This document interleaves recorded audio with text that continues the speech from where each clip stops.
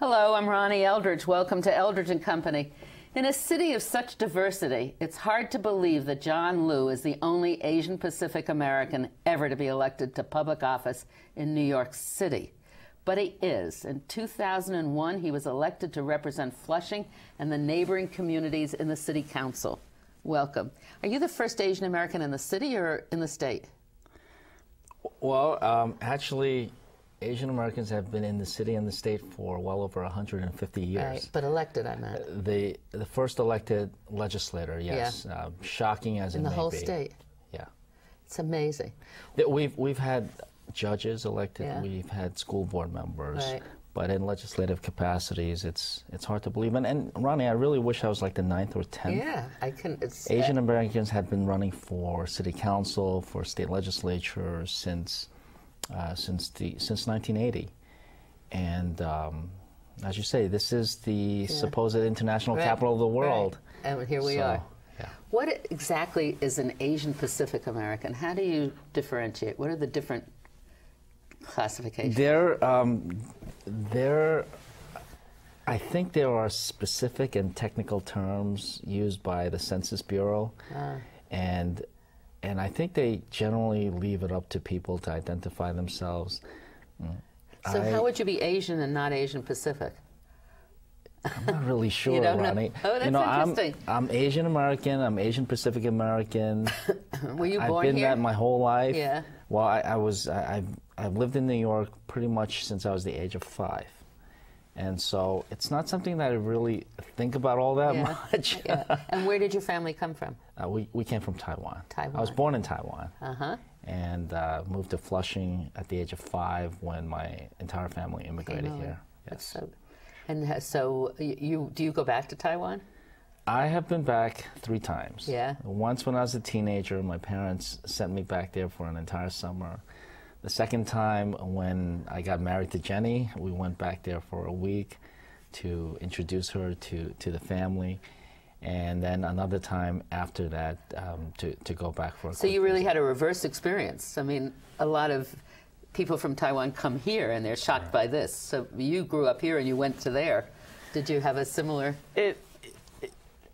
acclimation or whatever? You know, I guess you get the best of both worlds. Yeah. And at the same time, there's always a little bit of an identity crisis when you're here. Asian Americans generally have this thing called the perpetual foreigner syndrome, where we're not really considered real Americans. You know, people often compliment me on my ability to speak English. People ask me, so where am I from? If I say New York or Flushing, the answer is not fully satisfying. And then when the times I've gone back to Taiwan, I've always been called, oh, there's that American. And so it's a little bit of an identity crisis, but I like to think of it as having the best of both worlds. I was wondering, actually, if you felt the same kind of reaction as somebody like Barack Obama, because you don't fit the picture of what a true American supposedly looks like. Except we believe that all of you are really what true Americans are, right? Because it's such a mixture. Yeah, well, America can't be defined in any narrow term. Right. It's everything. And so it's the glory of the country. Being American, as American as mom and apple pie, I think of myself as that. And I think every person who wants to be American and feels American has every right to feel that way, and that is the strength of this country. Yeah. But you still can sense and feel what discrimination is or means in some people's eyes. That's absolutely true. Yeah. And in my years in the city council, you know, I've done my best to bring a voice to City Hall that had not previously been represented, whether it's the Asian American voice or certain other communities that really just haven't had a direct say or input in what happens in municipal government. That's very good. It's in a funny way. I mean, the women, but of course there are more women. But we always felt that way when we were a small minority, and religious too. So you've been in the council now for almost 2 full terms. Almost 2 full terms, yes. Coming up, well, 6.5 years, coming up on 7. Years. And you chair a very important committee. I've had so much fun, Ronnie. It's the Transportation Committee. Well, it's the heart of the city, isn't it? The essence of how it being able to move and do things? Yeah, New York City would not be what we are today if not for our subway and our transit system. 7 million people a day move around through public transit. And I began to serve in the city council in the aftermath of September 11th. We had ground zero. Lower Manhattan was devastated. Transportation networks we had a hole ripped in the middle of our transportation network. So transportation itself, as well as transit being the underpinning to economic development, to me it was the most important issue, and that's why I really wanted to chair this committee. You were lucky to get it, huh? I was very fortunate, yes. Well, prior to my being in the city council, I had worked as a civic activist in Queens through the Queens Civic Congress, and I was chair of the transportation committee there. Oh, great. And so I was already familiar with many of the transportation issues facing the city, particularly communities outside Manhattan, and the link to economic opportunity and access to jobs.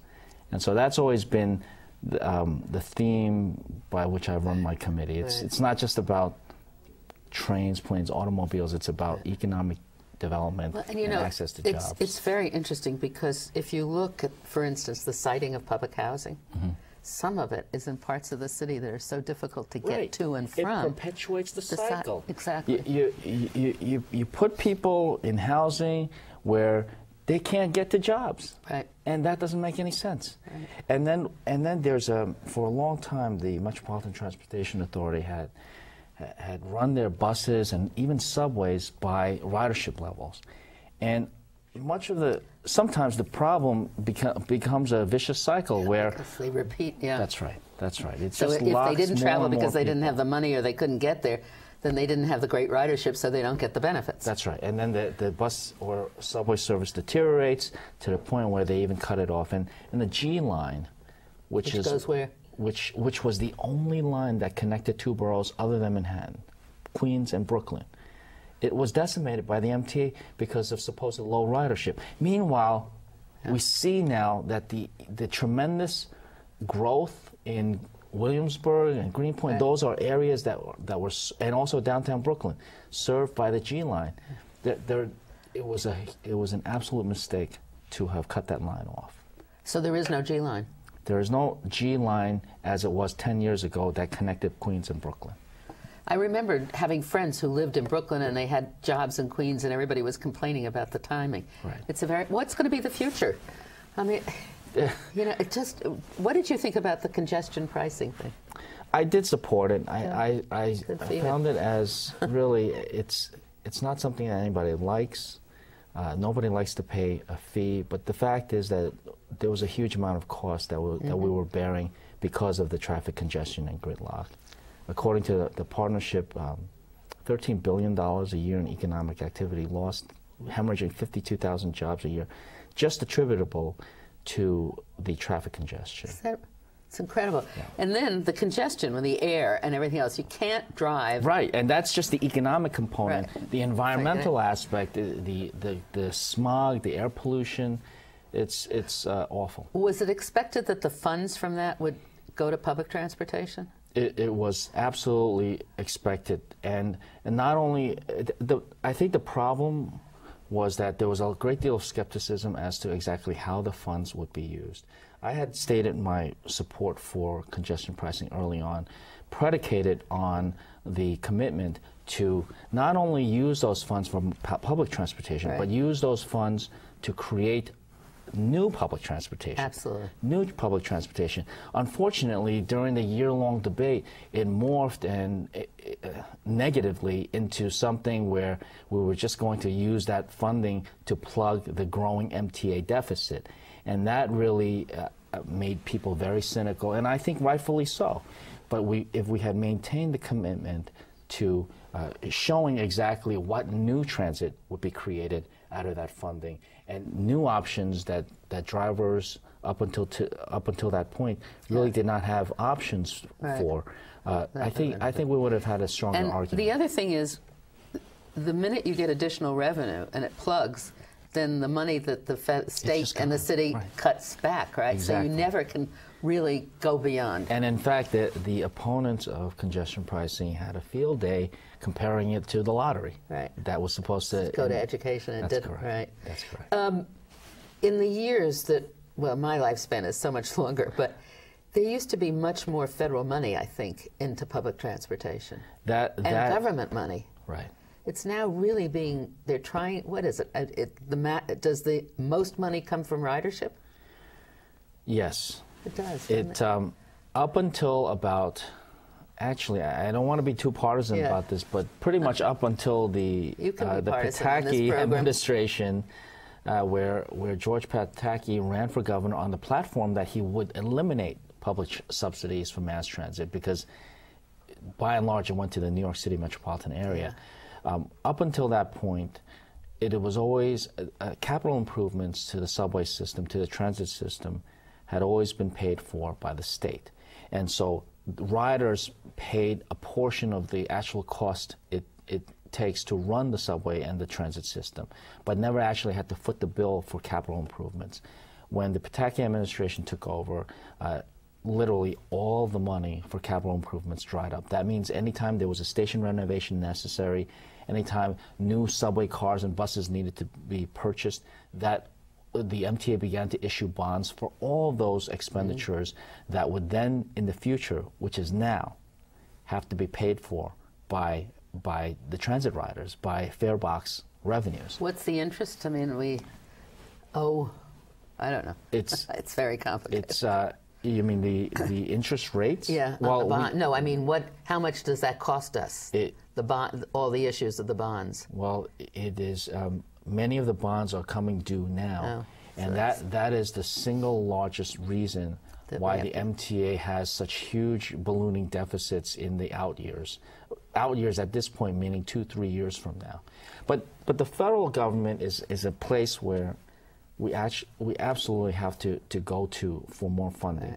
Right. For decades now, federal transportation funds are heavily skewed towards highway construction, and a shockingly low percentage of it going to urban areas for mass transit development. And even Amtrak, I mean, even transportation that's outside of urban areas, connecting one urban area to another, has totally disappeared. It's very interesting to me in this whole time about going green and everything, that transportation hasn't become a larger issue nationally.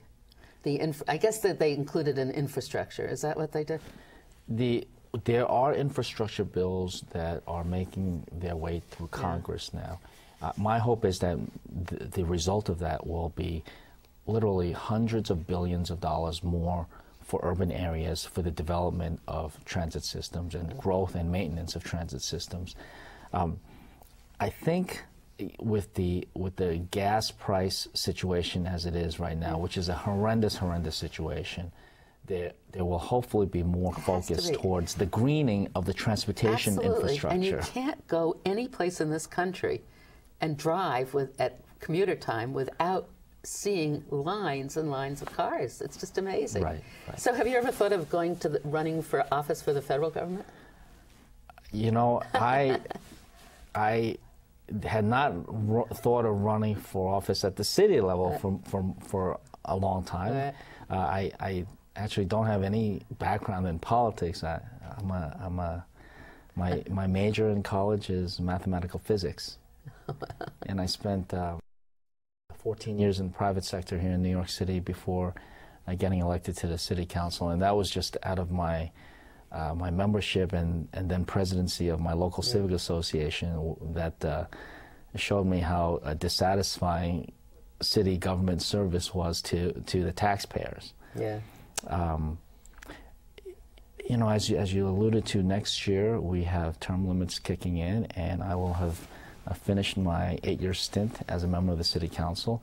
And come what may next year, if opportunities present themselves and people will have me stay in elective office, I'd love to do it. It's like a virus, isn't it? Once you get it, you can't stop, because you realize you really can make a difference, or you can at least move it a little bit, right? Yes, that's right. The last 6.5 years, I've loved every minute of of being an elected official. So you're going to Denver as a delegate? Yes. You I'm were excited. elected in your district? Yes. As a Clinton delegate? I was elected in my district as a Clinton delegate, So yes. what are your expectations at this convention? Well, first, let me top my own district. We were the district that had the highest turnout for Hillary Clinton, who is really a tremendously historical presidential candidate. I guess our dilemma in the Democratic Party this year is we have two historically stellar presidential candidates. Next week, I'll be taking off for Denver. My wife and son are coming with me, so we're going to spend some time out there beforehand as well. And I think it's an exciting convention. I was at the 04 convention, which was the first time I went as a delegate. Yes. And were you impressed with Obama when he gave the keynote speech? Yes, it was pretty fiery. Right.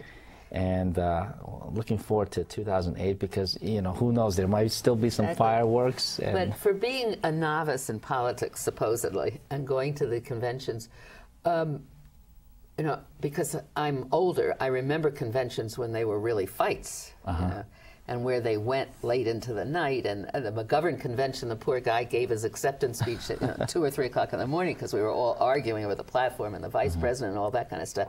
Were you surprised at how programmed it is? Was it satisfying to you? It's in like going to a 2004 show. in Boston, yeah, it was extremely programmed. Yeah. And we knew exactly what was going to happen. Yeah. That's why you know, there might still be fireworks in Denver. Yeah. And so do you think that there should be? Yeah, well, you know, like I said, I'm not an expert in these things. Personally, I like to see a little bit of drama and to not have everything so predictable. In the council meetings, we've had some council meetings that I really loved just because nothing was scripted and we had no idea what the outcome was. That really is supposed to be the debate, the discussion that takes place, I think. What was the largest vote that came as dissenting against something? Well, you know, I think we actually had something that was turned down. Oh, really? Yes. And when I was in the council, I think if we got 6 votes, we considered it a victory if we were opposing the leader. Anyway, go on. Oh, no, and I mean, in this council, we've had many double-digit opposition votes, which I think is a good thing. It's very That's healthy. right. But at a nominating convention, unless everybody gets together, there just seems to be. Well, we can't tell. Do you watch cable television? Well, you're busy during the day and evening. You know, I mean, they have all this time on the air, and they haven't got that much to talk about. Right. So every little thing gets developed into a major confrontation or crisis. So I just worry about what happens at the convention, because then they'll go off and say, oh, there's so much dissension and you know, they're not going to support the candidate. So I get torn. Well, I personally don't think that we should conduct, for example, straw polls, where it's just going to highlight the disunity. That's not the same thing as having something that's not completely scripted. Right. No, you're right. I think there should be some discussion. I think the national. First of all, I think we should all be behind Barack Obama. I am behind Barack Obama. Right. He's going to be our presidential nominee, and we should unify under this candidate, and get him because elected. I think we need to. Yeah, and I think we need to take back the White House. But there are other things that we should be discussing. For example, the Democratic National Platform, and what Obama's campaign has been doing this year, as far as I know, and I think you were very involved in this, is having town halls and conversations and meetings all across the country to allow people, rank and file Democrats, if you would, have some meaningful input into the development of the Democratic National Platform. I think that's very healthy for our party. I think it's healthy for democracy, and it's also a way to get people even more personally invested in our system. Yeah, I agree with you totally. You're going to have a hearing. Or there's going to be a forum. well, you set one up in Queens that I did speak at. In fact, I moderated part of it, and so we're taking the same idea in Flushing. Great. And all of our delegates from Flushing, including the elected Hillary Clinton delegates and the Obama delegates. We're getting together next Monday. Great. Where? Monday, the 18th of August, at the Free Synagogue in downtown Flushing. It's 2 blocks away from the number 7 train station. And we'll be there to solicit input from anybody and everybody who wishes to have some kind of input into the Democratic National Platform. And people should go. I mean, they shouldn't be afraid of anything. Go it's and open, tell everybody totally what you think. We'll have a sign-in sheet for anybody who wants to speak. If people want to just come and observe and listen, they're certainly welcome to do so. There'll be plenty of space. We'll be there from 5:30 p.m. till whenever we run out of people to speak. You know, we're as delegates. I'm a delegate also. We're beginning to get invitations, but I haven't been contacted by anybody for the procedure of making a motion from the floor. I wondered, have you? I mean, are there any caucuses going on? Is there an Asian Pacific caucus that you know of that will be there, or anything like that? There are caucus meetings that are being set up. There were in 2004. I imagine there will be in this year's convention. But honestly, I have a pile of stuff, and I expect to get through it. I haven't looked at it either. You have to go through it all. It's so much mail that you start getting at home, at the office, everywhere. It's too much. Yeah. But it'll be interesting because I think there are procedures you have to go through to be able to make a motion from the floor. Right. So my it understanding entails is some that planning, doesn't it? Yeah. It does entail some planning, but I think this year the procedures will be more open than ever. Yeah. And I think that's. I hope so, because it's. But of course, it's all television too. I mean, everything has to be geared to when you're going to get the largest audience, right? So it dictates your programs. Well, I think that the beauty of it is that much of the development of the platform will take place behind the scenes also. Yeah. And so there may be an announcement or changes that are highlighted during TV time, but much of the input and the development will happen behind the scenes, and that's when regular people, regular Democrats like you, myself, and all of our neighbors, we get a chance to give our 2 cents worth. So what do you think about politics in the city in general? Are you surprised? Were you surprised to find yourself, when you found yourself in the middle of it, were you surprised at how things get done or what happens? You know, I ran for office because I was cynical about what municipal government does. I have to say, though, that after I began serving the city council and got to know people, elected officials, as well as people who have served in city government through agencies and various levels of positions, I actually, my confidence in the way things work was boosted. Yeah, I was impressed by the caliber and the commitment of many of the individuals that I've come to know and work with. I think especially the appointed people who work in the government, how committed most of them really are. Yeah, I mean, these are people who, we still hear stories of patronage mills, things like that, and I think to some extent that does exist, but there's a vast other side of this story with outstanding people who have lots of other choices, but they're going to do their part to make the city better, and I think their story has to be told as well. It's interesting because I went into the council being very optimistic and came out of it quite cynical because I had worked in government, so I knew that most people had really serious intentions and they meant to do well. But the political thing, and it was at a different era really, just overwhelmed me. It was so hard to get through that. My sense is that today... I think it's freer.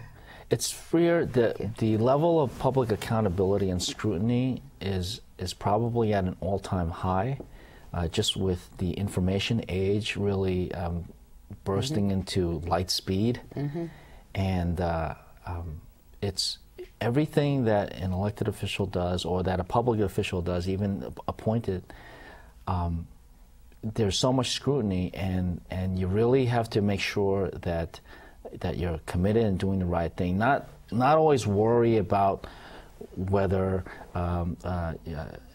you're covering your tuchus all the time. But just making sure that you're doing the right thing and not being worried about what someone might say. It's resorting to principle, basically, isn't it? Yes. Yeah. The bottom line, why am I doing this? Why are you doing this? Why is anybody doing this?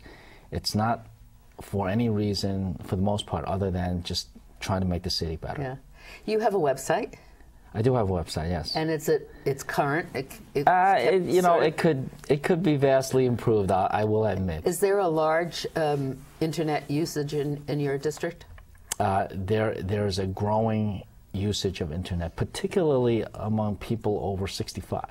Isn't that interesting? Oh yeah, I've set up computer labs at my senior centers. I've helped them with some free classes on how to sign on to the internet. They're all on email now. I do have to remind these seniors once in a while they have to use some discretion at visiting sites because some of these seniors are pretty. They're curious. Let's put it that way. Curious. All right. What's your website address? It's LiuNewYork.com. LiuNewYork.com. That's LiuNewYork. And then you can also go through the city council. Well, not to my website. Oh, not to the website, but to the city council. But in the city council website, which is council.nyc.gov. Yeah. There's plenty of information about what I've done and my legislative history. Great. Well, John, we've come to the end of this thing, so I look forward to seeing you in Denver. I will see you in Denver. Thank you. If not before, Ron. Thank you very much. Thanks for having me.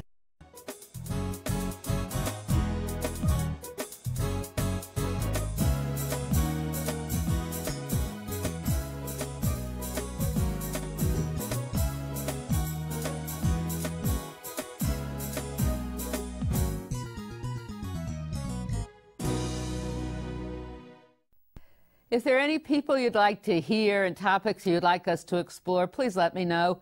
You can write to me at CUNY TV, 365 Fifth Avenue, New York, New York, 10016, or you can go to the website at cuny.tv and click on Contact Us. I look forward to hearing from you.